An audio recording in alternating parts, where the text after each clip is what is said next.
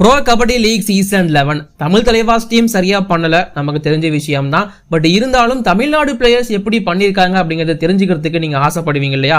அதை சொல்றதுக்காக தான் இந்த video. Pro kabaddi league season 11ல பிளே பண்ண தமிழ்நாடு பிளேயர்ஸோட பர்ஃபார்மன்ஸ் எப்படி இருந்துச்சு, அவங்க எவ்வளவு பாயிண்ட்ஸ் ஒவ்வொருத்தரும் எடுத்திருக்காங்க, எத்தனை மேட்ச் ஆடி இருக்காங்க, எல்லா டீடைல்ஸும் உங்களுக்காக ஸ்பெஷலா இந்த வீடியோல. சோ இப்போ வாங்க வீடியோக்குள்ள போகலாம். ஒரு நிமிஷம் சார், ஒரு நிமிஷம் சார், ஒரே ஒரு 1 நிமிட்டுங்க. Hello every friends, 1 minute please. So friends, எல்லாருக்குமே ஹாப்பி நியூ இயர் 2025. கண்டிப்பா இந்த வருஷம் எல்லாருக்குமே நல்லா இருக்கும் நம்புறேன். ஸோ அதே மாதிரி நமக்கும் நல்லா இருக்கும். அண்ட் மறக்காம அந்த சப்ஸ்கிரைப் பட்டனை பண்ணிட்டீங்கன்னா நான் கொஞ்சம் ஹாப்பியாவேன் இந்த நியூ இயர் அன்னைக்கு. அண்ட் நீங்க நம்ம சேனலுக்கு புதுசா இருந்தீங்கன்னா சப்ஸ்கிரைப் பண்ணிட்டு லைக் பண்ணிட்டு வீடியோ பாருங்க, கண்டிப்பா உங்களுக்கு பிடிக்கும். அண்ட் இந்த வீடியோவோட கண்டென்ட்டுக்குள்ள என்ட்ரி ஆகிறதுக்கு முன்னாடி அந்த கேள்வி நான் கேட்டுறேன். தமிழ்நாடு பிளேயர் பேஸ் பண்ண கேள்வி தான் இது. ப்ரோ கபடி லீக்ல எக்கச்சக்கமான கேப்டன்ஸ் பார்த்திருப்பீங்க. பட் தமிழ்நாட்டை சேர்ந்த ஒரு பிளேயர் இல்ல எந்தெந்த பிளேயர் பிகேஎல் டீம்ஸுக்கு கேப்டனா இருந்திருக்காங்க அப்படிங்கறத கீழே கமெண்ட் பண்ணுங்க. நான் திரும்பவும் சொல்றேன், தமிழ்நாடு பிளேயர்ஸ் பிகேஎல் கேப்டனா இருந்தவங்க யாரு கீழே கமெண்ட் பண்ணுங்க. இப்போ நாம இந்த வீடியோவோட கண்டென்ட்டுக்குள்ள வருவோம். ஓவராலா 23 பிளேயர்ஸ், 24 கூட வச்சுக்கோங்க. ராம்குமார் மயாண்டி ஸ்டார்டிங்லேயே வந்து இன்ஜுரி காரணமா ரூல்ட் அவுட் ஆகி வெளியே போயிட்டாரு. அவர் இல்லாம ஒட்டுமொத்தமா 23 பிளேயர்ஸ் இந்த பிகேஎல் சீசன் 11 பொறுத்த வரைக்கும் பிளே பண்ணிருப்பாங்க. இல்ல அதுல ஒருத்தர் வந்து ஆடவே இல்லை. அது யார் அப்படின்னு பாத்தீங்கன்னா ஹரியானா ஸ்டிலர்ஸை சேர்ந்த ஞானா அபிஷேக்.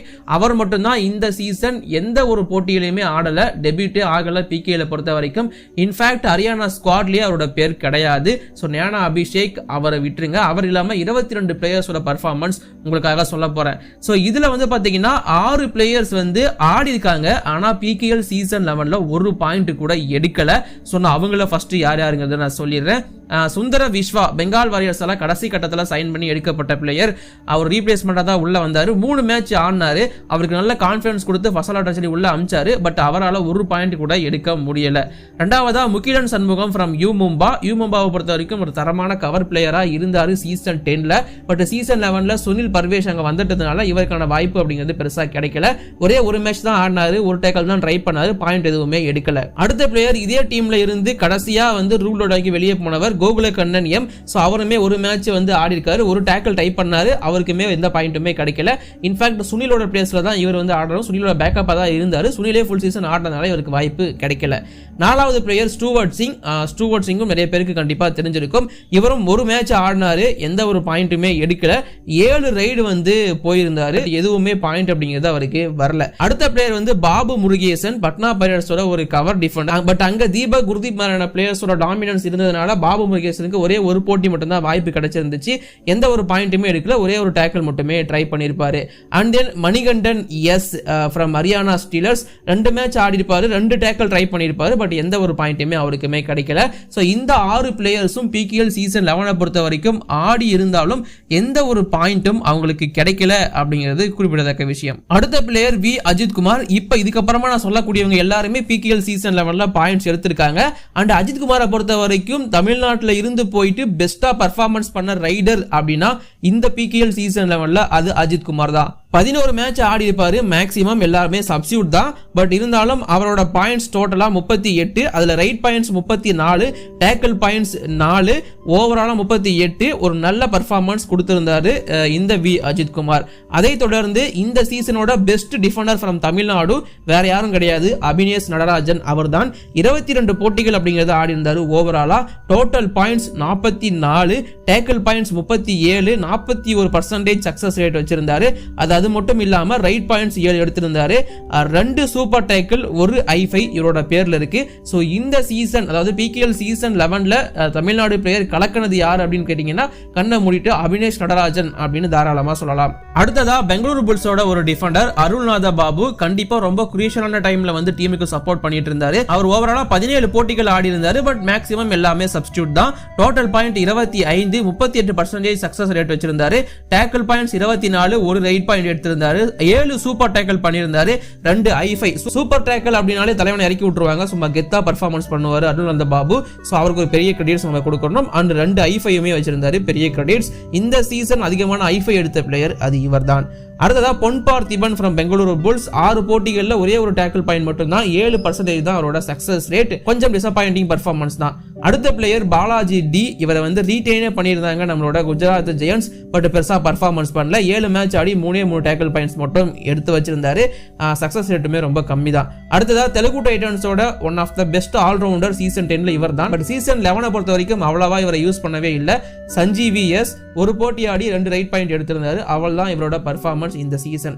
அதுக்கப்புறமா அபிஷேக் எம், தமிழ் தலைவாசை சேர்ந்த பிளேயர், 17 போட்டிகள் ஆடி இருந்தாரு. 31 டோட்டல் பாயிண்ட்ஸ் இவரோட, அதாவது டேக்கிள் பாயிண்ட் அப்படிங்கிறது 31 அண்ட் ஒரு சூப்பர் டேக்கிள் அப்படிங்கறத பண்ணியிருந்தாரு. எந்த ஒரு ஐஃபையுமே இவர் எடுக்கவில்லை. அதுக்கப்புறமா சந்திரன் ரஞ்சித் ஃப்ரம் தமிழ் தலைவாஸ், ஓவராலா 8 மேட்ச் ஆடி இருந்தாரு. அண்ணன் 14 பாயிண்ட் எடுத்திருந்தாரு. Right points 12. அது சக்சஸ் ரேட் வெறும் 23% தான். இது அவருக்கான நேரம் கிடையாது. டேக்கிள் பாயிண்ட்ஸ் 2 எடுத்திருந்தாரு. இவ்வளவுதான் இவரோட performance in PKL season 11. And Tamil தலைவாசில் இருந்த இன்னொரு தமிழகத்தை சேர்ந்த வீரர் மாசான முத்து 3 மேட்ச் ஆடி இருந்தாரு. 8 ரைட் பாயிண்ட், ஒரு சூப்பர் ரைட் பண்ணியிருந்தாரு. அண்ட் அவ்வளவுதான் இவரோட பர்ஃபார்மன்ஸ். இன்ஜுரி காரணமா வெளியே அனுப்பப்பட்டார். பெருசா வாய்ப்புகளும் கிடைக்கல மேட்ல இவருக்கு. அதுக்கப்புறமா தனசேகர் எம் 10th பிளேஸ். இவர் வந்து ஓவராலா 4 மேட்ச் ஆடி இருந்தாரு. 5 ரைட் பாயிண்ட் எடுத்திருந்தாரு. 55.55% இவரோட சக்சஸ் ரேட். ஓரளவுக்கு நல்ல பர்ஃபார்மன்ஸ் தான் ஃப்ரம் யூ மும்பா. அதை தொடர்ந்து Sathish Kannan from U Mumba 5 match play பண்ணியிருந்தாரு. 12 ரைட் பாயிண்ட்ஸ் எடுத்திருந்தாரு. இவரோட சக்சஸ் ரேட் 77%. கண்டிப்பா தலைவனுக்கு வாய்ப்பு இன்னும் கிடைச்சிருந்துச்சு அப்படின்னா சூப்பரா பர்ஃபார்மன்ஸ் பண்ணியிருப்பாரு. அது கொஞ்சம் மிஸ் ஆயிருச்சோ அப்படிங்கிறது எனக்கு கொஞ்சம் டிசப்பாயின்மெண்டா இருந்துச்சு. அண்ட் அடுத்த player K Dharanidharan from Jaipur pink panthers 7 போட்டிகள் ஆடி இருந்தாரு. 10 ரைட் பாயிண்ட்ஸ் எடுத்திருந்தாரு. அண்ட் இவரோட சக்சஸ் ரேட் 50 அப்படிங்கிறதும் கூடுதலான விஷயம்.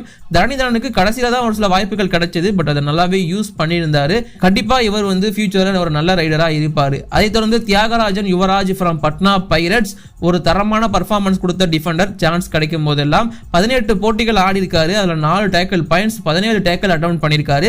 பட் இருந்தாலும் இவர் மேக்ஸிமம் சப்ஸ்டியூட்டா மட்டுமே ட்ரை பண்ணப்படுவார் அப்படிங்கிறது கூடுதலான விஷயம். 18 மேட்ச் தான், பட் சப்ஸ்டியூட்டா உள்ள மேட்ல எவ்வளவு நேரம் இருந்தாருங்கிறது ஒரு பெரிய கேள்விக்குறி இருக்கு. ஸோ அதுவே இங்க நோட் பண்ண வேண்டிய விஷயம்.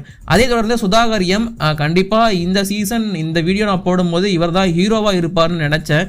பட் அது இங்க நடக்கல. 14 போட்டிகள் ஆடி இருந்தாரு. பட் மேக்ஸிமம் எல்லாமே சப்ஸ்டியூட் தான். 23 ரைட் பாயிண்ட்ஸ் எடுத்திருந்தாரு. 55 ரைட் போயிருந்தாரு. ஓகே அப்படிங்கிற அளவுக்கு தான் பர்ஃபார்மன்ஸ். வாய்ப்புகள் அவ்வளவுதான் கொடுக்கப்பட்டுச்சு. அதுக்கப்புறமா சாம்பியன்ஸ் டீமுக்குள்ள வருவோம். ஹரியானா ஸ்டீலர்ஸ், இந்த 2 பேரும் சாம்பியன் இருந்தாங்க. கடைசியா சொல்ல போற இந்த 2 பேருமே இந்த சீசன்ல வந்து சாம்பியன் ஆன தமிழகத்தை சேர்ந்த வீரர்கள் அப்படிங்கிறதுக்கு காலர் தூக்கி விட்டு நீங்க சொல்லலாம். சோ ஒன்னு வந்து பாத்தீங்கன்னா ஃபர்ஸ்ட் ஜெயசூர்யா அப்படிங்கிற ஒரு ரைடர் 6 மேட்ச் ஆடினாரு. 11 ரைட் பாயிண்ட், 47.82% சக்சஸ் ரேட் வச்சிருந்தாரு. ஒரு நல்ல பர்ஃபார்மன்ஸ் கொடுத்த வாய்ப்பை கரெக்டா யூஸ் பண்ணியிருப்பாரு. இங்க வினய், சிவம் பட்டாரி மாதிரியான பிளேயர்ஸ் எல்லாம் இருந்ததுனால இவருக்கான வாய்ப்பு கொஞ்சம் கம்மியா தான் கிடைச்சிருந்துச்சு. அதை தொடர்ந்து மணிகண்டன் நேசமணி 5 மேட்ச் ஆடி இருந்தாரு. ஒரே ஒரு டேக்கிள் பாயிண்ட் மட்டும் தான், 6 டேக்கிள் ரைட் பண்ணியிருப்பாரு. எஸ், மணிகண்டன் நேசமணியை பொறுத்த வரைக்கும் is the primary choice for right cover. Haryana ஸ்டீலர்ஸை பொறுத்த வரைக்கும் மன்பீர் சிங் சீசன் ஆரம்பத்திலே இவரை தான் ட்ரை பண்ணாரு.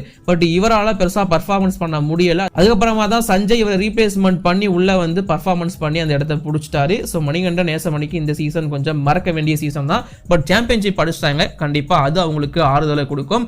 ஓவராலா இந்த சீசன் 23 பேர் ஆடி இருக்காங்க அப்படிங்கிறத சொல்லியிருந்தேன். அதுல 10 தமிழ்நாடு பிளேயர்ஸ் வந்து பிளே ஆஃப் ஆடி இருந்தாங்க. அண்ட் அதுல 7 பேர், சாரி ஞானா அபிஷேக்கை விட்டுருங்க, 6 பேர் வந்து ஃபைனல் ஆடி இருந்தாங்க. அதாவது பட்னாவில் 3 பேர், ஹரியானாவில் 3 பேர், இந்த 6 பேருமே வந்து ஃபைனல் ஆடி இருந்தாங்க. 3 பேர் இதுல champion. Manikandan S, Manikandan N and கூடவே ஜெயசூர்யா, இந்த 3 பேரும் சாம்பியன்ஷிப் அடிச்ச தமிழகத்தை சேர்ந்த வீரர்கள்.